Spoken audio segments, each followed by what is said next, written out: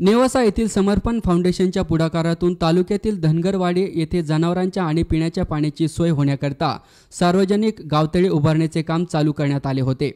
धनगरवाडीच्या ग्रामस्थांनी या उपक्रमाला लोकसहभागातून योगदान केले। गावालगत असणारा ओढा बुजून जात काट्यांनी वेढला गेला होता। पावसाळ्यात वाहून आलेले पाणी शेजारीच असलेल्या नदीत वाहून जात होते। केवळ पाण्याचा साठा नसल्याने या गावाला कायम पाणी टंचाईला सामोरे जावे लागत होते। सध्या देखील या गावाला पाण्याचा टँकर चालू असून वेळेवर टँकर येत नसल्याने 2 किलोमीटरवरून पाणी आणावे लागत आहे। या शेततळ्याचे काम पूर्ण झाल्यामुळे गावचा कायमस्वरूपी पाण्याचा प्रश्न मिटण्यास हातभार लागणार आहे।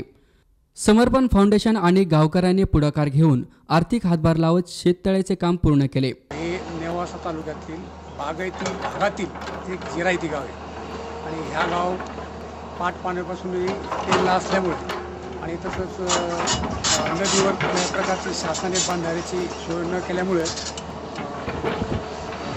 समर्पण फाउंडेशन आणि लोकसहभागामधून आम्ही छोटे छोटे बंधारे म्हणजे जे गावामधून जे पाणी ओढ्या नाल्याचे पाणी अडून ते बंधारे करण्याचं काम सध्या लोकसहभाग आणि समर्पण फाउंडेशनच्या माध्यमातून चालू आहे। पावसाचे पाणी अडवून ते जमिनीत जिरविल्यास पाण्याचा मोठा स्रोत निर्माण होऊ शकतो। यासाठी जलक्रांतीच्या दृष्टीने समर्पण फाउंडेशनने पावले उचलली आहेत।